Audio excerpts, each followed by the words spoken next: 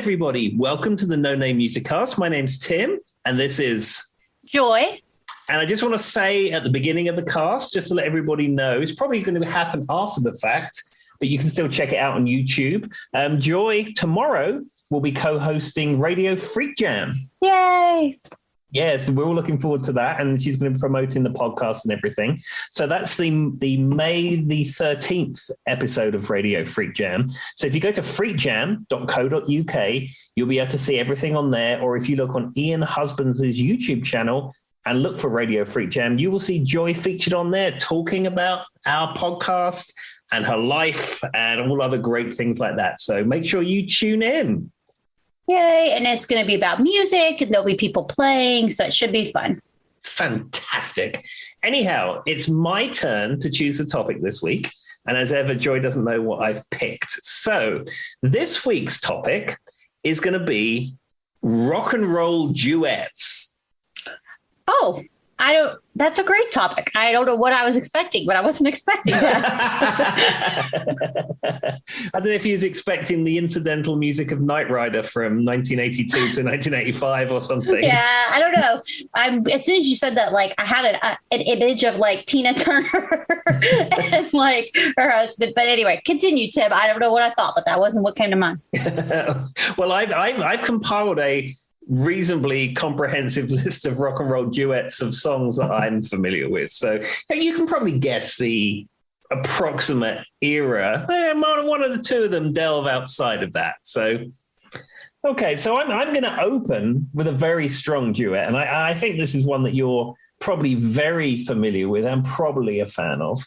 And of course, it's Kenny Rogers and Dolly Parton, Islands in the Stream. All-time favorite of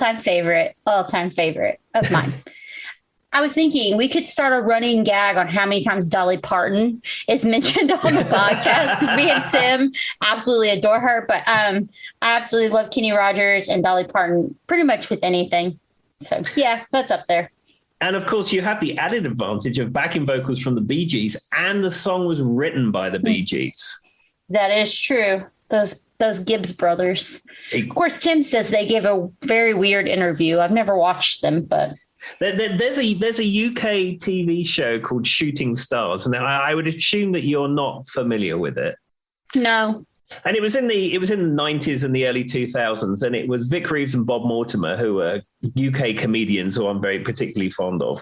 And they hosted it was like a game show, but it was not a game show. And it was like the scores were arbitrary, and they'd tape it for an hour and a half, then compile like 30 minutes of all the best bits. And it was in that kind of format. But anyway, it was more comedy show than it was game show. And it had quite a big following at the time. Anyhow, there's one of the Bee Gees, I think it's Robin Gibb, appears on one of the episodes. And it is so incredibly awkward and weird and odd. And I think the only reason he did it is because he wanted to promote his record he had out at the time.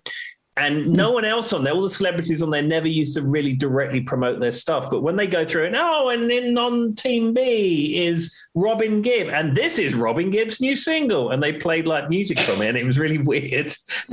That is funny. Yeah, especially if you're the only one there to promote. And he's the one that's like the one that wears the glasses, right? With like the kind of skinnier head. Yes, that's correct. That's him. Yeah, that's Robin Gibb. I'm very familiar with the Bee Gees. As I explained to Tim, my mother was a big Bee Gees fan growing up. But they wrote a lot of music for a lot of people. So whether you like them or not, they are very known for producing good music. Yeah, and often you what's the other song? Diana Ross, Chain Reaction. Are you familiar with that song? Yeah. I don't know if they wrote it, but they sing the backing vocals on it. And didn't they do Cruisin', or they wrote it, or they sing backup vocals on the song Cruisin' from like the 80s? Is it Lionel Richie who sings it? I think so. I think they're on the backing vocals of that. Yeah. So and I think they're behind like producing a lot of that too. But yeah, so they've done a lot pretty much. And then I know there's a Diane Warwick song they wrote. I can't remember what it was, but I just remember hearing that at one point. But moral story is I love Dolly. I love Kenny. I'm on the fence about the Bee Gees, but they do write some good and perform some good music. There you go. I mean, we don't want to be friends with the Bee Gees, but we enjoy that art.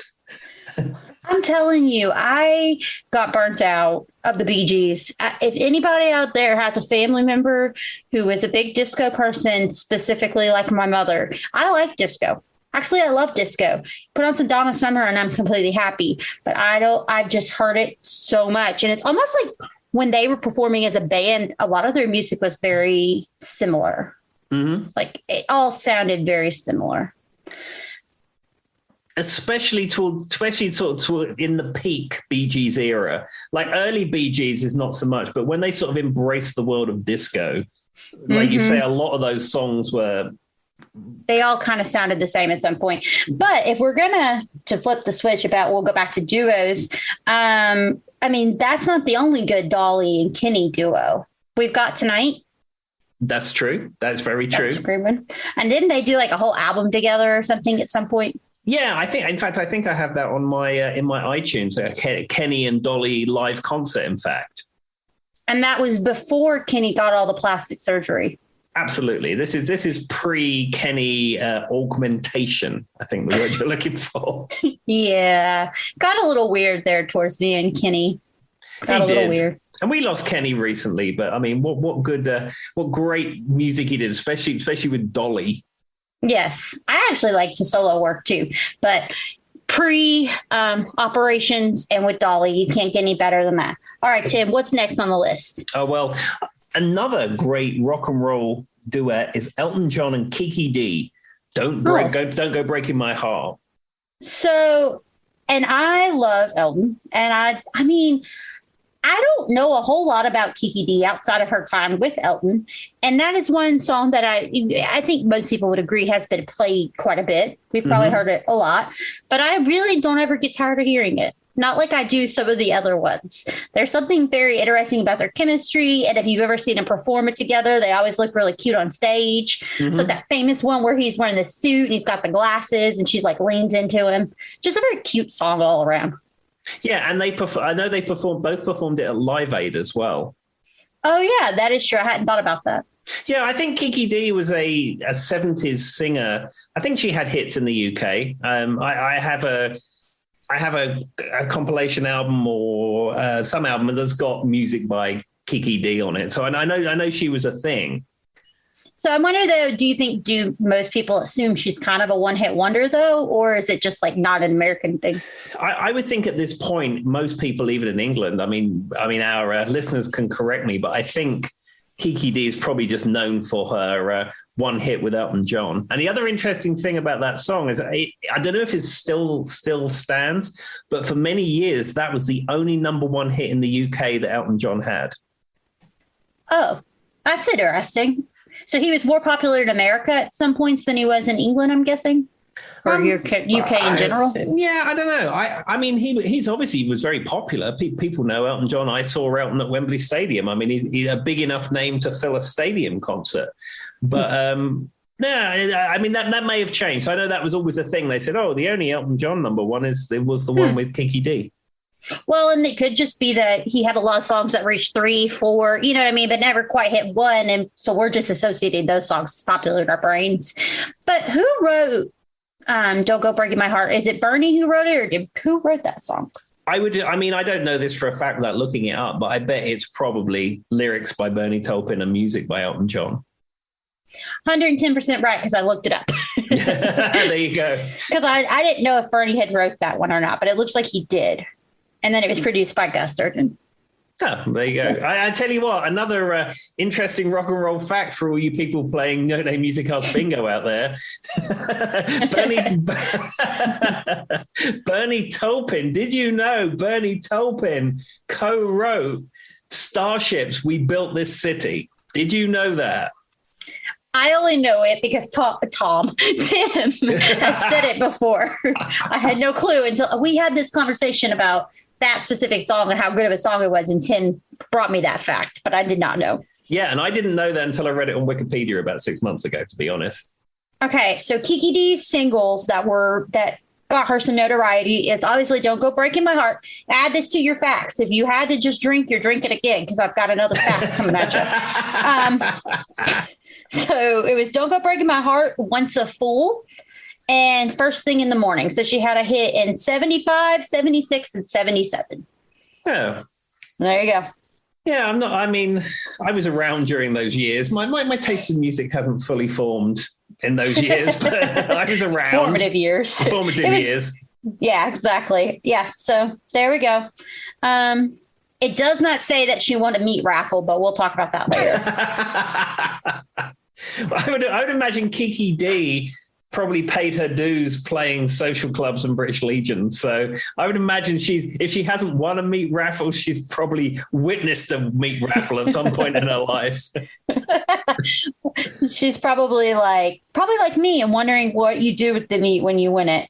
Apparently she's still alive. I didn't know if she was or she isn't, but she is. Well, I'm pleased to hear that, Kiki. I'm glad you're still with us. Me too.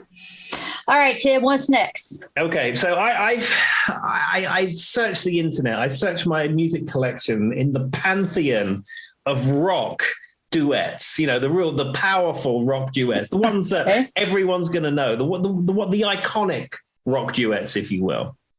And I think I've found the one. Paula Abdul and DJ Scat Cat singing Opposites Attract. Once again, another one of my favorites. I mean, first of all, I love Paula Abdul. I know she's had some not always the greatest interviews, and she's had some sketchy times here recently. But overall, I love Paula Abdul. Is she the world's greatest vocalist? No, not by even the slightest. But she's a great choreographer, and she's great putting on a show, and she seems like she's fun. And then she's dancing and singing with a cartoon cat. Like, I don't know any other person that could pull that off as well as she did. Most people, they would probably just laugh at her, but because she is such a good choreographer and she's good on stage and she moves so well, she made it work. And I would be curious to know if she could see the cat, since it's obviously CG'd in, how, to be able to respond to the cat as well as she did in the video. I don't know. I mean, these days they have people in a anthropomorphic suit with dots on, and they drop it in afterwards. But I mean, this is probably late 80s, I would imagine, something like that. And I don't know whether that part of the technology existed at that point, or whether she was just winging it and they cartooned a cat in over the top. I feel like this was probably a fact on pop-up video at some point, like over the cat's head. So if anybody who listens to the No Name Music Caps happen to work on that specific music video, please fill us in on the details, because I have a lot of questions. And now that's in my head for the next 6 weeks, because of course it is. And growing up, I had the album Opposites Attract that comes from as well. Is it a good album? I like it. Actually, I rebought it recently. I bought the CD from Amazon or something just because I liked it when I was younger, and I still like it. And then when we went to Canada a couple of years ago, I was in a thrift shop, unsurprisingly, and they had a vinyl copy of it for $2 Canadian. I mean, I had to have a Canadian pressing of Paula Abdul's Forever Your Girl album. I was going to say, is it Forever Your Girl? Yeah. Because Straight Up is on that one, and a few other ones. The Way You Love Me. I personally love Cold Hearted Snake is a favorite of mine. Mm-hmm. That's a good track. It's a great song. The video is fantastic. They say when she performs it live, it's really cool to watch. That's probably my favorite song by her is Cold Hearted Snake. And another interesting Paula Abdul fact for you, if you remember from the episode last week when we were talking about movie soundtracks, and I referenced The Running Man, there's a scene at the end of The Running Man where it's this game show and they have a troupe of dancing girls at the back as the set's coming in, and the choreography was by Paula Abdul. Huh. Well, no wonder it was a good movie. It all comes full circle. There you go. It all comes round in the end to Paula Abdul. Yeah, we figured it all out, Tim. She's going to solve all the problems. Everything comes full circle. Paula Abdul is on one side. The Gibbs brothers are on the other. And then Dolly and Kenny are down here. If you go through that circle, through that maze, you'll be fine. Everything will work out. Absolutely fine. And then just check it off on the bingo card, have a drink, and everything will be fantastic.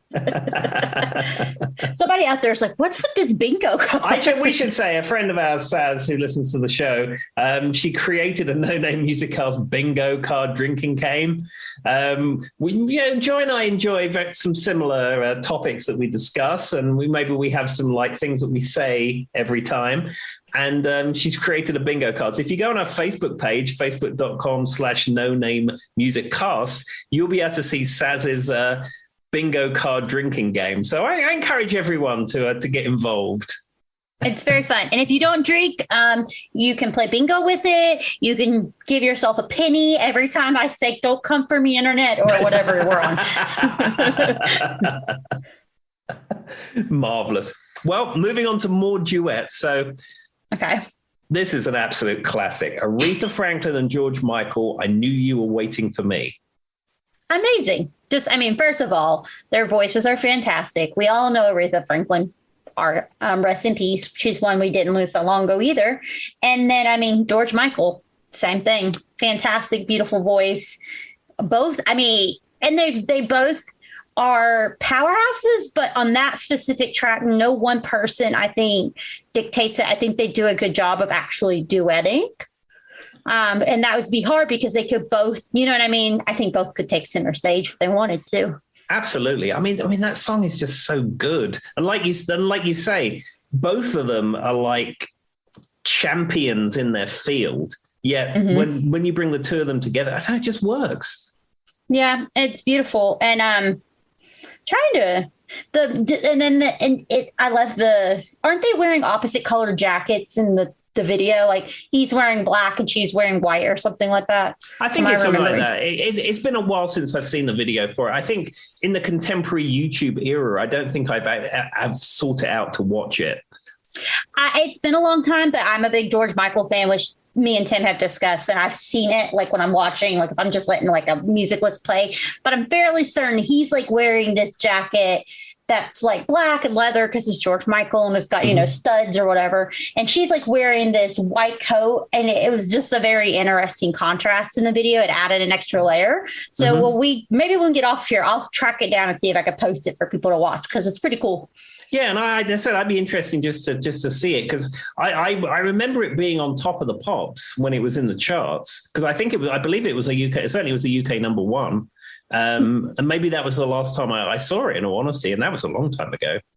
No, it came out, 87, 86? Something 80s. Like that, yeah. Yeah, so it would have been a while. How long does Top of the Pops, I can't even say it, that's how American I am. How long has that been a thing in Europe? Because, I've heard of it plenty of times, but... So it was a UK show. I believe it started late 60s, probably early 70s maybe, and it ran through to the early 2000s. And they don't do it anymore, though. They do bring it back for like Christmas specials and things like that now. And what it was famous for, well, certainly in the early days before pop promo videos were a thing, people would come into the studio and they would, quote unquote, perform their hits or hit that's in the charts, but they weren't allowed to perform live. So they'd sing, they'd mime to the backing track. And most people went along with it. There's a lot of famous artists who didn't want anything to do with that and then messed about. Iron Maiden had a UK hit. I think it was Bring Your Daughter to the Slaughter. I think it was like a top 5 hit or not top 3 hit or something like that. And they wanted to play live and they tried to set it all up and the studio people wouldn't have anything to do with it. In the end, they had to mime to the track. So Bruce Dickinson played the drums and the drummer pretended to sing and the guitarist pretended to play. And it was a whole thing. And then there's a thing where Nirvana were on there and Kurt Cobain did a live vocal, but he sang it like... That's the one I've heard of. And then the Doors, wasn't there a thing with the Doors too? I think so, yeah. There's been a number of things like that, and in the early days, they used to have 2 lots of dancing troupes, one called Hot Legs and one called Pan's People. And if they couldn't get the people to come in or they didn't have a promo clip, Pan's People or Hot Legs, or I think it was originally Pan's People, and then later on it became Hot Legs. They had a dancing group who would dance a synchronized dance to the song. Okay, so I have questions about these names. Who's Pan and why are they his people? Pan's People. Like with an M or an N? P-A-N, as in pan pizza.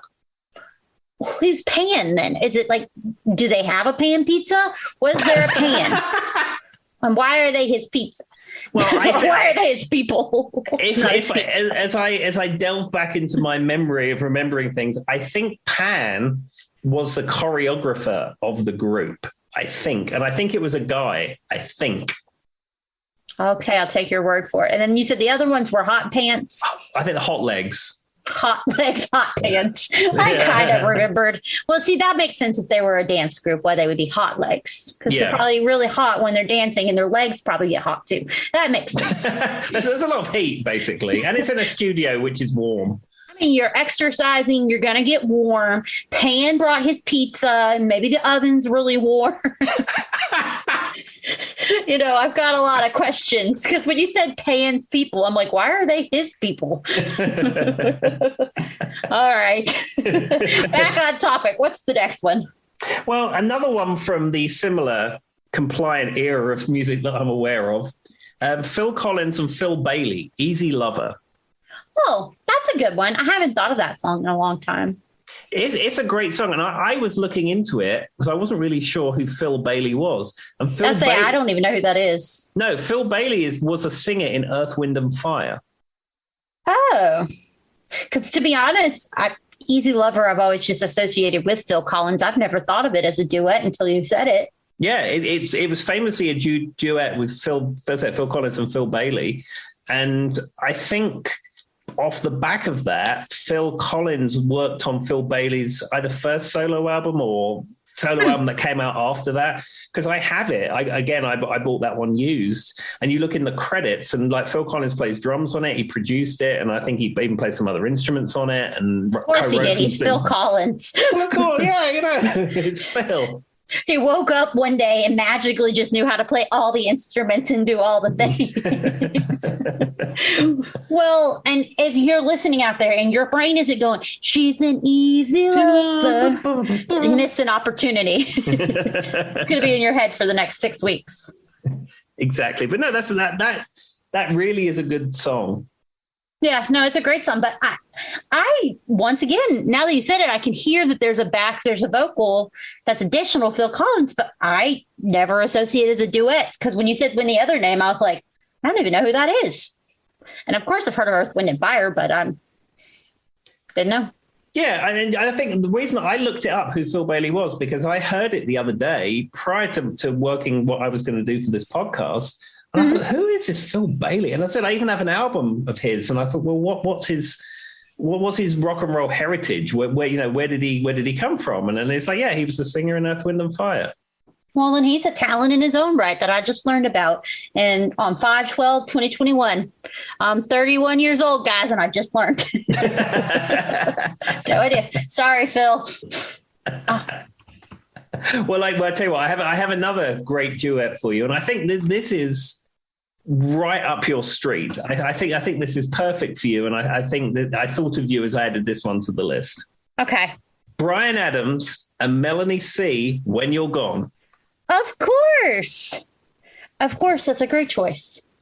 I mean, first of all, if you guys haven't figured out, I might like the Spice Girls a little bit.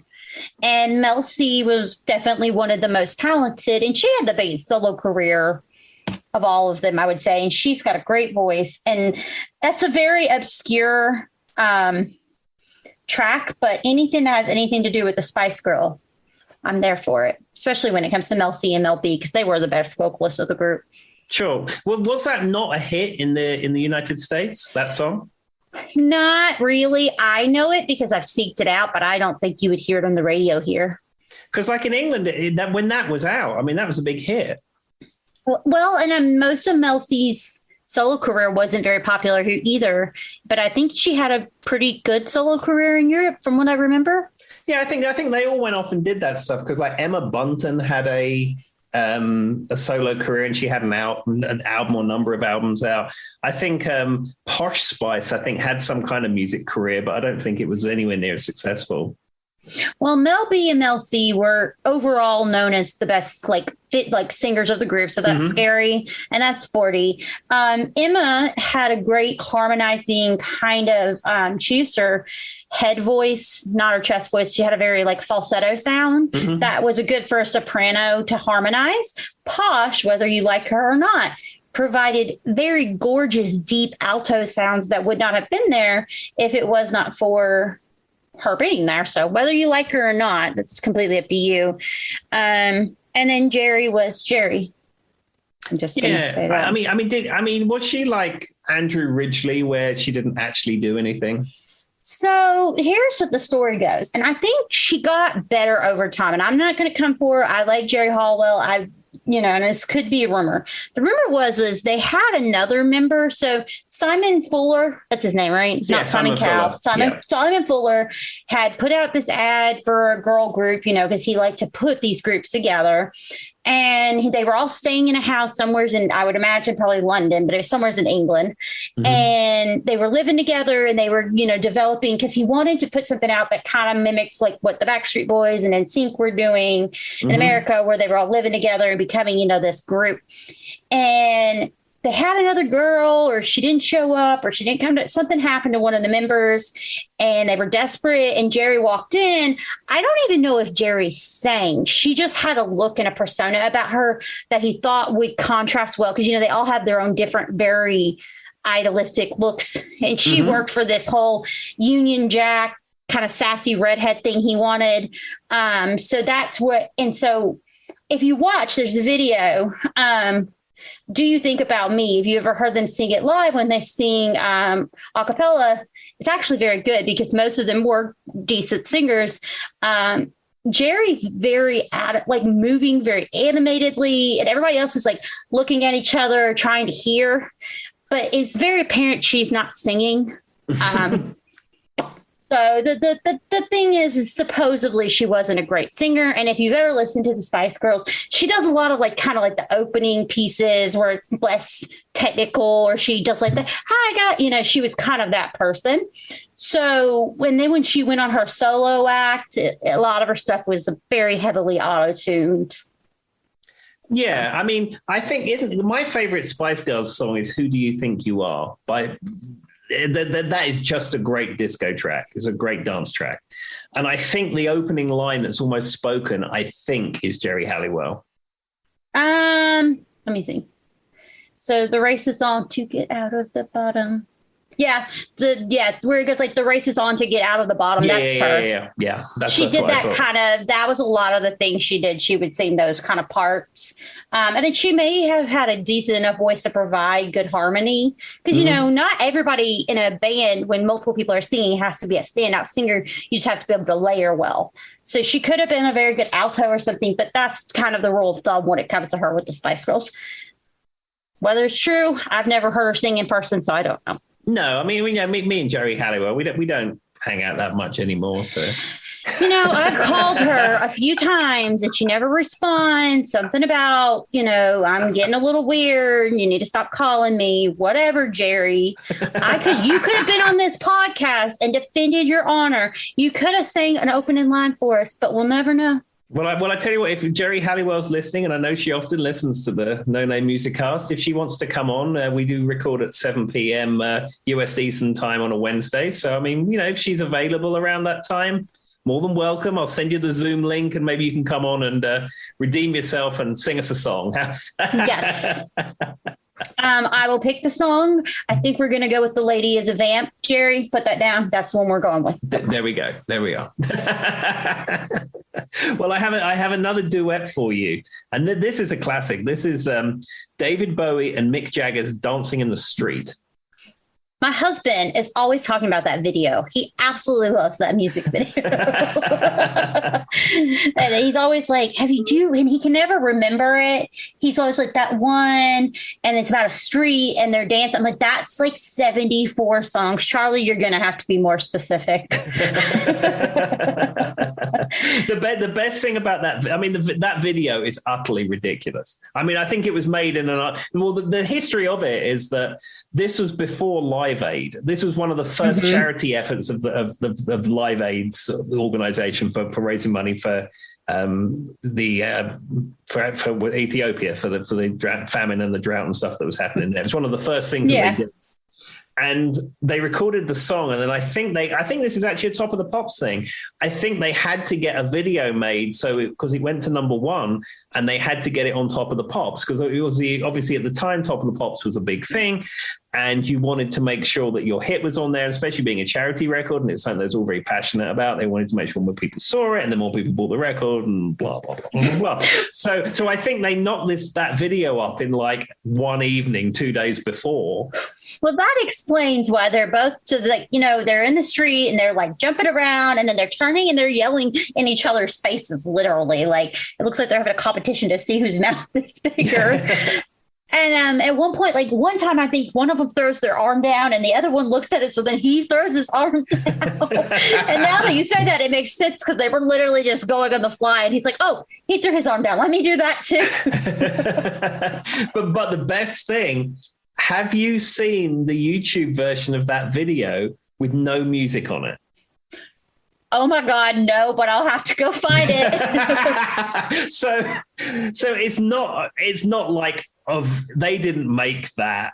It's somebody has gone in, got the video, and then made all the relevant sound effects. So they were going and walking with their feet. You can hear their feet walking, and watching that in silence with all that, with just like the sounds going on. It is so funny. And I imagine it's awkward. So they did that with, like the laugh tracks on TV shows, how they say those people have been dead for like 60 years or something. Mm-hmm. And so like Friends, they say if you take the laugh tracks out of Friends or Seinfeld or whatever, it's not as funny, right? Mm-hmm. So they've done that. If you go on the internet and you look up like some of those shows, it's really funny because like, let's say they just set up a joke. And you're just expecting that laugh track but then it's just like Joey and Chandler staring at each other with no back laugh. And it's like they're waiting for the laugh because they're used to the laugh track. But somebody has taken the time to take all the laugh tracks out. Yeah. Do you know what's funny? Do you remember the TV show MASH? Yeah, my father watched it all the time. Yeah, my dad watched it too. And the funny thing is that when they showed it in England, they showed it without the laugh track. Oh, yeah. You've said that before. Yeah. And I mean, I've seen it. I mean, I was not really a fan of it. It was something that was on late on BBC Two that my dad would watch. And he's like saying, and you'd be like, oh, MASH. I can't really watch that. The surgical hospital. Yeah. I've seen episodes of it since. And later on, when we got satellite TV years later, they did actually show it with the laugh track. But when you see MASH without the laugh track, it is so dark. The humor is so dark. See, that's weird because for me, because obviously I've only ever seen it with the laugh track. They're at the surgical hospital and you got all this ragtag kind of funny, quirky people in the military doing all these little, gags all over. So I think of it as almost lighthearted. So it's kind of creepy in a way to think that just by taking out laughing, how much darker it can be. Yeah, because I mean, it was a dark topic anyway, wasn't it? It was set in the Vietnam War, and it was like you say, it was a hospital tent setup type thing. Yeah. But no, I remember. I said I've seen it on YouTube with the laugh track taken off after the fact, and it is the humor is incredibly dark. Isn't it the Korean War? Yeah, actually, it's either Korean War or Vietnam War. I'm not sure which one. I'm pretty sure it's Korean, and the only reason I know this is because my father's a Vietnam veteran, and he won't watch anything with Vietnam. So there you go. Well, there you are. We figured that out. I'm like, I think it's Korean, but not that it really matters. But that would be it. I'm going to have to go back and find that now, Tim, because that sounds kind of creepy. Yeah. And I remember my dad watching it after the fact when it was on satellite TV, and he said he didn't like it because he remembered it the other way. So question, are laugh tracks kind of an American thing then, or was it just a show? I think it's more of an American thing. I mean, I'm sure there's UK shows that have laugh tracks, and certainly I know there are UK shows that have laugh tracks, but I think that probably came from the US originally, because I know a lot of like sitcoms and a lot of programs like that were recorded in front of a live studio audience. Yeah. So like I was thinking, you know, like the Benny Hill kind of slapstick stuff I would think would have a laugh track, but I don't know off the top of my head. Yeah. And I can tell you, for everyone playing No Name Music House Bingo, Benny Hill was shot at Teddington Studios in Broome Road, which is in Teddington, which is near Twickenham. And I used to live in Twickenham. I didn't know where that story was going. So Tim actually was Benny Hill, is what I heard. Effectively, yeah. Teddington, Thames Television Studios in Teddington Lock, in Teddington, near Twickenham, which is near Hounslow. There's a box for your bingo card. It all makes sense now. I had no idea, Tim, that you were Benny Hill. I got it. Effectively, there you are. You look really young for your age. Well, you know, my European upbringing has been very kind to me. Well, you know, they say laughter is the best medicine, so that's probably what it was. There you go, see. Chitty Chitty Bang Bang really made it hot for you. Well, I have another duet for you. So this is a slightly different duet, but it's still a duet of sorts. So it's Eric Clapton and the Beatles, While My Guitar Gently Weeps. I mean, fantastic. We've talked about one of the most amazing live concerts is when they did the While My Guitar Gently Weeps tribute with all of the musicians, Tom Petty, Prince, then we can go down the list. If you've never heard that, it's fantastic.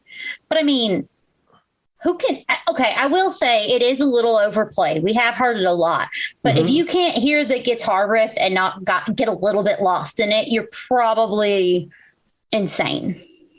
Sure. And then the other thing that's interesting about that track is it appears on the Beatles' White Album, While My Guitar Gently Weeps. It's a George Harrison song. And I think George Harrison shoehorned Eric Clapton into the session, et cetera, et cetera.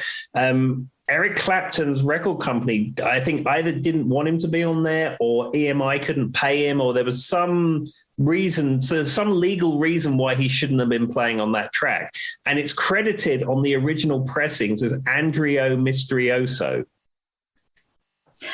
I didn't know that, but you know, when you research it, it usually just says the Beatles. It doesn't usually recognize Eric Clapton, or at least from my perspective, because I mean, there are two versions, but you don't really see his name associated with it.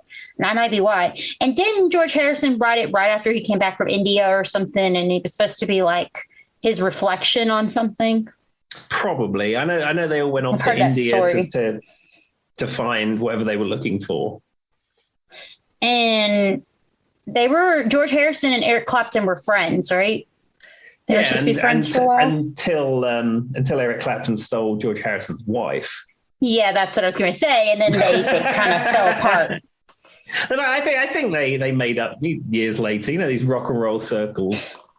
You never know. You know, well, you know what they say. Many bands have said when words I'm not supposed to say have froze over, but when the money comes in, somehow they seem to get back together. Yeah, it's funny. Yeah, they say, well, I won't be working with that person again, and then it's like, oh, we have a tour. Oh, wow, you know, that's. Can I get my own private jet? Is that fine? Yeah, we can do that. Oh, okay. Well, you know, me and so and so. Real quick, how you can forget how the whole Rumors album was written about your breakup when then my mom's watching you on TV from 2007. I see you, Fleetwood Mac.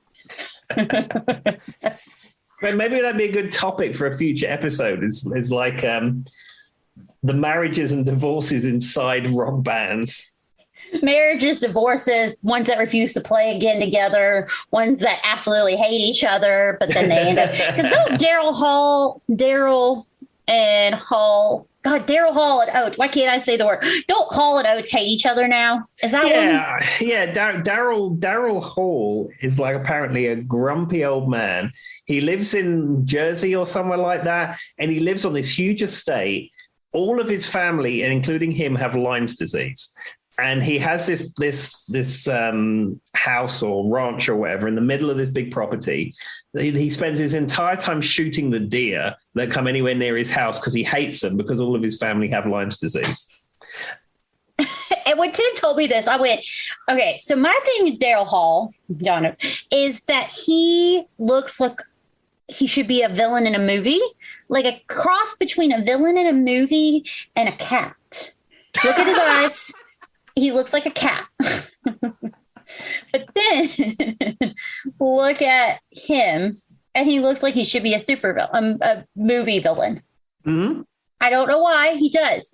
And so when Tim told me about him shooting the deer and everything, I was like, of course he does. He's evil.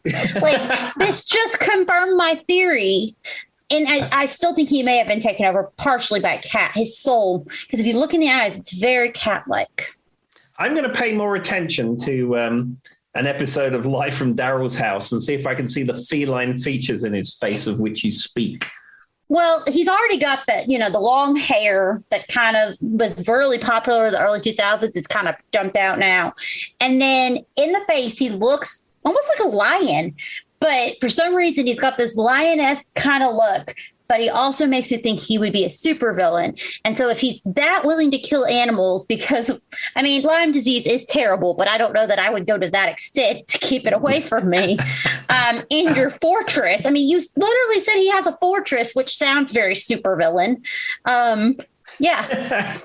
Daryl Hall is a supervillain, guys. He doesn't, I don't have any questions anymore. It's official. Well, I'm glad we've cleared that one up. I don't even apologize for stumbling over his name earlier. Villain. Well, I have another rock and roll duet for you. This is Peter Gabriel and Kate Bush, Don't Give Up. I love that song. And oh, go ahead. Yeah, I was going to say, and did you know that Kate Bush was not the original person that Peter Gabriel wanted? Peter Gabriel wanted Dolly Parton. That's what I was going to say. Yeah. I knew my Dolly fact. I don't know if you've told me that or if I've read it somewhere, but I have heard that she was supposed to be the person that he wanted originally for that. Did Peter Gabriel write it? Did he write the song? I would think so. Peter Gabriel is a virtuoso songwriter. He was in it goes back to Phil Collins. He was in Genesis originally. Mm-hmm. Obviously, it's the original singer of Genesis, and he left Genesis, and that's when Phil Collins took over being the lead singer. But there's a great concert of Peter Gabriel. I think it was on Amazon Prime is where I saw it. And I think it's still on there. And it's like Real World Live. It's probably like mid 90s, early 90s, something like that. And it is such a good show. All the songs are so strong, but the staging is great. And so there's like various set pieces that go along with the songs. And it's really, really good. Wasn't there a rumor, or I don't know if it turned out to be true, that Kate Bush and Peter Gabriel have a kid together or something? I don't know about that. Possibly. Maybe I'm crazy. I don't know, internet. I just remember hearing, and that could have been some fake type of rumor that was going along. I don't know. I thought they had a kid, though. It's possible. Maybe you should research that and then put that up on the Facebook page just to confirm that. Yeah, because I am not confirming or denying this rumor. I am not TMZ. Or I don't know what the Europe equivalent of TMZ is. Is it like the Sun or something? Yeah, the Sun or the Star or some terrible tabloid newspaper like that. Is it true that tabloid newspaper in Europe is a very big problem? Well, it's not so much it's a problem. It's a thing. People would buy the Sun, the Mirror, the Star, those kind of trashy tabloid newspapers. Traditionally, the one that headed it up was the Sun. That's the one that a lot of people would buy. It certainly had the highest circulation, followed by the Daily Mirror. Yeah, I'd always heard there was a big tabloid kind of following in Europe, but I didn't know if that was true or not. Yeah, I remember growing up, we used to buy I didn't buy, but my parents would buy the Sun and the Mirror. Well, it's just still a thing because I've ended up on their news articles before. Yeah, and then then you used to have the Daily Mail, and the Daily Mail used to be somewhere between Well, it was more like a serious newspaper than it was The Sun. And then all of a sudden it's become terrible. It's like Fox News, but for UK audiences is the best way I can describe it. Well, I was going to say in America, you can just watch the regular news and it's probably just as bad. So we don't have any room to talk. But the thing is, I wonder in contemporary times how many people are buying these newspapers, because at best the news is a day old. Yeah. Because, I mean, everything's online before we even know it. Exactly. I don't know whether these papers even have a circulation of any amount these days. I figure they probably have to find money in other avenues, like advertisements or something. I don't know. Yeah, I don't know. Because it's not like print media is still a big medium. No, I remember when I first moved here, I used to buy the Roanoke Times. The only reason I bought it is I think you bought it on a Sunday. It had like these huge coupon books in it. And if you guys do not know this, Tim is very good with his coupons. His work lunch. So he used to always pack his lunch, and then he got tired of packing his lunch. Now he goes around and eats at different restaurants nearest, but he's always working in a way to have a coupon or a half off discount or a birthday or something. He's always like, I got to go to this restaurant because I got half off today, Joy, as he's walking out the door. And I can give you an exclusive pro tip. So most of these, I don't know whether like casual dining, as they call it here, restaurants in England have this, but probably, where you can register with them and they have an app and all this kind of stuff.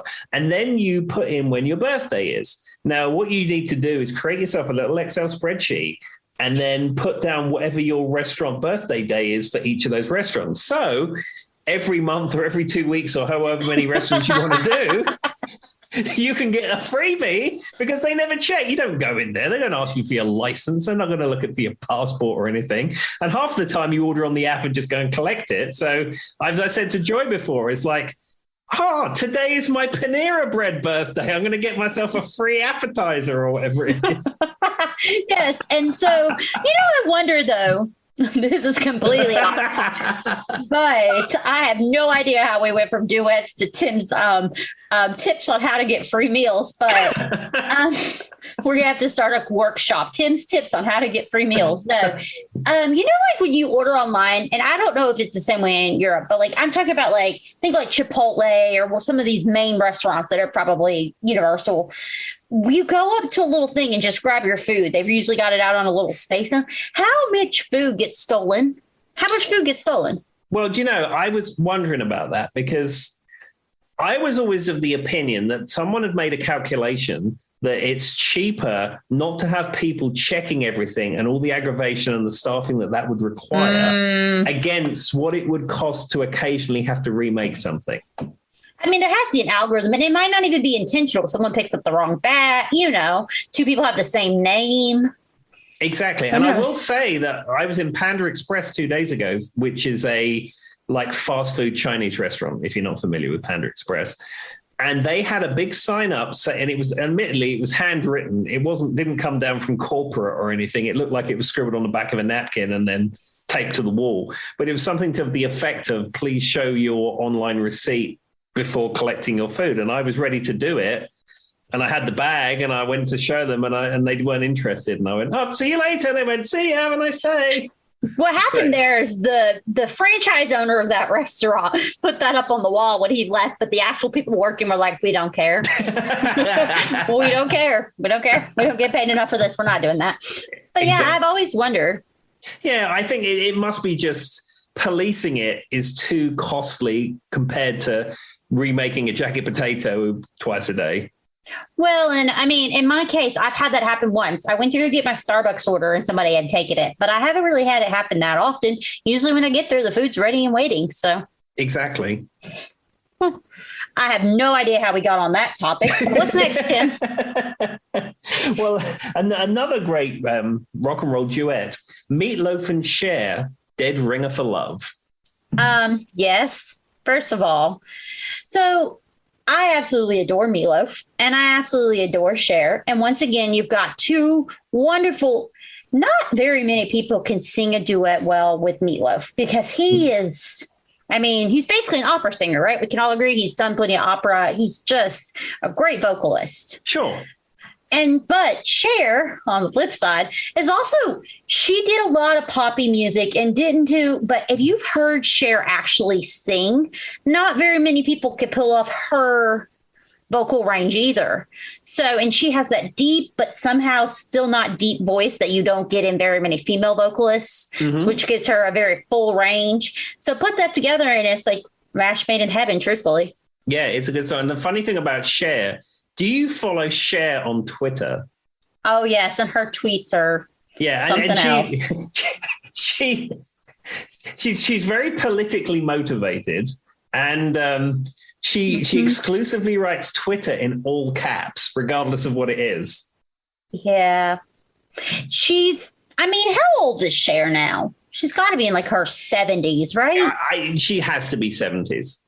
Okay, so I'm going to give Cher the benefit. If you've ever seen her type on Twitter, it's very much like this word's capital and there's stars and the punctuation's kind of weird. I'm just going to go with she grew up in the age pre-technology and hasn't adapted to the typing assets of it. No, absolutely. But maybe she has a very definite style. When Carrie Fisher was still with us, she had a very definite Twitter style where she used to use emojis. And sometimes she'd only say about 3 words and the rest was emojis. And you had to sort of work out what she was going for. It was a little bit hard to follow. Yeah. And she also, Cher uses a lot of emojis too. A lot of hearts, a lot of stars, that kind of thing too. So this is I just Googled it for the heck of it since we're talking about it. I got to read this one. It says, God, with capital letter. I love art in capital letters. In any form, capital letters, exclamation point. Gotta go take a bath, exclamation point. Love you later, lovelies, exclamation point. There you go. I mean, it's a direct download from the Cher brain straight out to the internet. There's no delay. I mean, I'll take Cher any time of the week, so it's fine. I love her as a person. She can do whatever she wants. Just let her live. I don't think Meatloaf has social media, though I could be wrong. No, and have you heard stuff he's put out recently? No. It's Meatloaf has had such great music and such iconic music. And like you say, he has that kind of opera singery kind of delivery and, larger than life, Bat Out of Hell type thing. Hell and all that kind of stuff. It's great. Paradise by the Dashboard Light, all these iconic songs. And he put out an album a little while ago, 2 or 3 years ago. And it was produced by his guitar player in his band. So, it's probably trending in the wrong direction because somebody who on your employ is producing you and it's not good. Well, and that's kind of sad because, you've also got I Love Rocky Horror Picture Show. And, he was in Rocky Horror Picture Show. He was the bus driver in Spice World, if you didn't know. Yes. And he says in it, I'll do anything for these girls, but I won't do that. Great line. And wasn't he in Tenacious D Pick of Destiny? Yes, he was. He was young JB's dad in that. So, in my mind, he's super iconic. So it's just kind of sad. Yeah, and it's not so much the music is bad. The music is no Bat Out of Hell, but his voice is terrible. It's like this low warbling sound to it. He's probably ruined his vocal cords or something over time. It's the sort of thing that if he had a producer that was outside of his people, they might say, Mr. Loaf, this is not good. Don't release this. Yeah. Well, and, people as they get, because how old's Meatloaf? He's probably in his 70s too, right? Sure, absolutely. 60s. But you've got, like we said about Elton John earlier. Elton John, when he goes out and play, he's an older guy. He's in his mid-70s, but they drop it down a couple of keys and he maybe drops some of the songs he can't reach anymore. It's fine. It is what it is. But Meatloaf is like, well, and here's the other thing though, is if his vocal cords have been, rubbed together, he's got nodules, he's just lost his capacity because as you get older, all that kind of stuff starts expanding and whatever. whatever the science is there. Meatloaf is not somebody's music who could be modulated easily. It's very distinct. It's very high. It's very, you know what I mean? So it seems like he might just be like, I'm going to pack up, maybe not perform or something. You know what I mean? Because his music is not something you can water down and it be that great. No, absolutely. I would encourage you to seek it out just to hear it, but it's not good. I haven't heard anything out of Meatloaf in a long time. Didn't he get into some weird political stuff too? I don't know. He's lived in England for decades. I think there was that Martha, the young girl who was big on saving the earth and had like the green plan. He called her some names and she's like a child or something. Oh, sorry, Greta, whatever her name is. Yeah.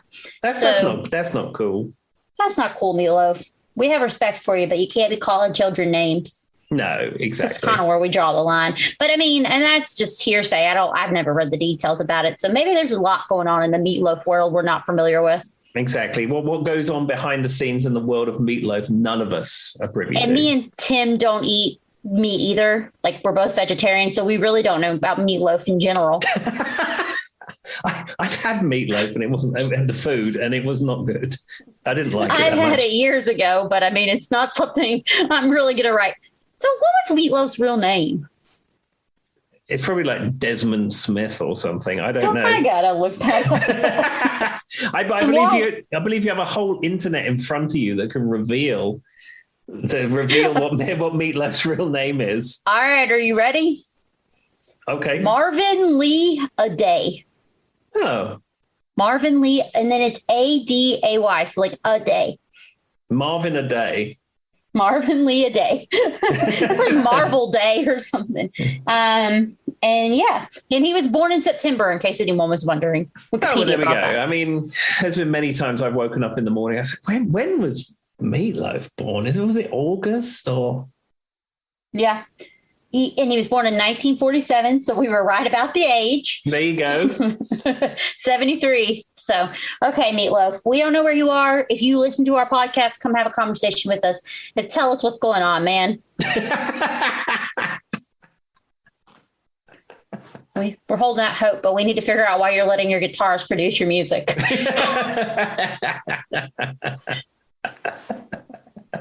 Well, I tell you what, Joe, I've got one corker to close out this episode with. And this is Paul McCartney, Stevie Wonder, Ebony and Ivory.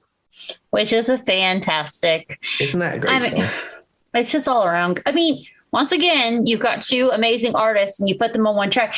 And it doesn't always work. But when, two artists, they come in and they complement each other instead of overpower each other, it really makes all the difference. Mm-hmm. I was going to say, have you ever seen the performance they did when President Obama was at the White House on his inauguration, whatever thing it was, and they were doing it on there?